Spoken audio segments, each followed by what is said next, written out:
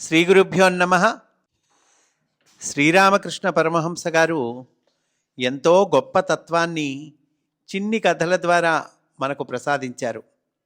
ఈ కథలను శ్రద్ధగా విని అర్థం చేసుకోవటం ద్వారా అసలు విషయమేమిటో మనకు సులభంగా బోధపడుతుంది. అటువంటి ఒక కథను ఈరోజు చెప్పుకుందాం. నేను బద్ధజీవుణ్ణి, నాకు ఎప్పటికీ భక్తి జ్ఞానము కలగవు అని కొంతమంది అంటూ ఉంటారు. కానీ గురువు అనుగ్రహం పొందిన వాడికి ఆ భయం లేదు.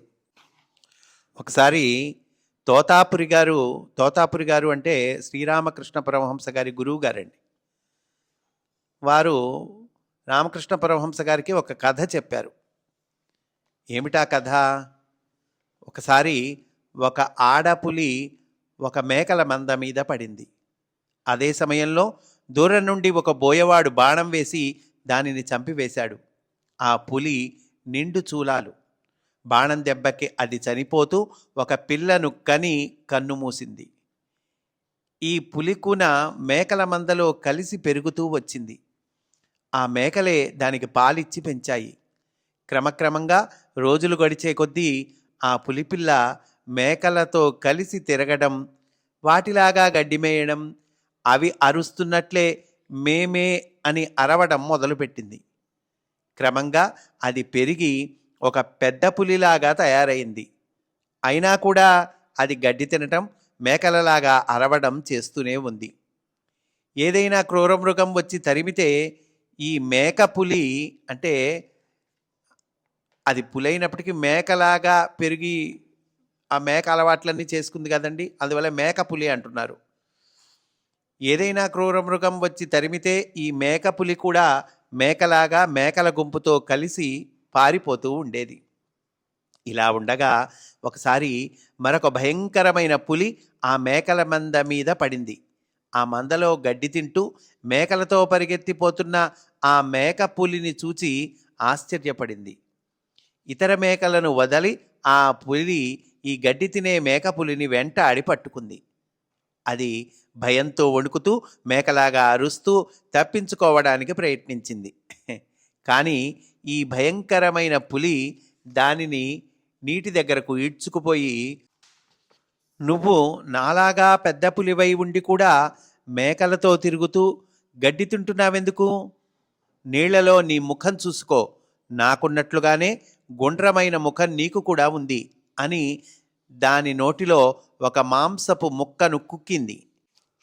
గడ్డి తినటానికి అలవాటు పడిన ఆ మేకపులి మొదట మాంసం తినటానికి ఇష్టపడలేదు. కానీ మాంసం నాలుకకు తగిలేసరికి రుచి మరిగి తినడం ప్రారంభించింది. చివరకు ఆ భయంకరమైన పులి దానితో, ఎంత సిగ్గుచేటు, ఈ మేకలతో కలిసి తిరుగుతూ గడ్డి తింటున్నావు. చూడు, నాకు నీకు తేడా ఏమైనా ఉన్నదా? ఏమీ లేదు. నాతో కలిసి అడవిలోకి రా అన్నది. ఈ మాటలు విని ఆ మేకపులి తన ప్రవర్తనకు సిగ్గుపడి తన నిజస్వరూపాన్ని తెలుసుకొని ఆ పులితో పాటు అడవిలోకి వెళ్ళిపోయింది. ఈ కథను గురుదేవులు శ్రీరామకృష్ణ కథామృత రచయిత అయిన మహేంద్రనాథ గుప్తాకు చెప్పి, గురువు అనుగ్రహం పొందినవాడికి భయం లేదు, అసలు నీవెవరవో, నీ నిజతత్వమేమిటో గురువు నీకు తెలియచేస్తాడు అని చెప్పారు. అంటే ఈ కథ ద్వారా ఇదిగో ఈ విషయం ఎట్లా తెలియజేస్తారండి అనేది చెప్పుకుందామండి. ఈ కథలో గడ్డి తింటమంటే ఏంటి? కామినీ కాంచన సుఖాలలో మునిగి తేలటం, అంటే డబ్బు లేతే ఇంకా ఏవో ప్రాపంచిక సుఖాలు, వీటిల్లో మునిగి తేలటము గడ్డి తింటమంటే. సరే, మేమే అని అరుస్తూ పారిపోయింది అని చెప్పారు కదండి. అంటే సామాన్య మానవునిలాగా సంసారంలో మెలగడం, కొత్త పులిని అనుసరించిపోవడము అంటే మన ఆధ్యాత్మిక చైతన్యాన్ని మేల్కొల్పిన గురువు, ఆయనకు శరణ పొంది ఆయనయే మన ఆప్త బంధువని గుర్తించటం. నీటిలో తన ముఖం యొక్క ప్రతిబింబాన్ని సరిగ్గా చూసుకోవడం అంటే తన ఆత్మతత్వాన్ని అనుభూతి పొందడం అని ఇక్కడ రామకృష్ణ పరమహంస గారు వివరించారండి. నీటిలో చూసుకొని అప్పుడు రియలైజ్ అయింది అని అన్నారు కదండి. అంటే ఆత్మతత్వాన్ని అనుభూతి పొందటం అంటే అసలు తాను ఎవరు అది గుర్తించటం అండి. అసలు నేనెవరు అది గుర్తించటం.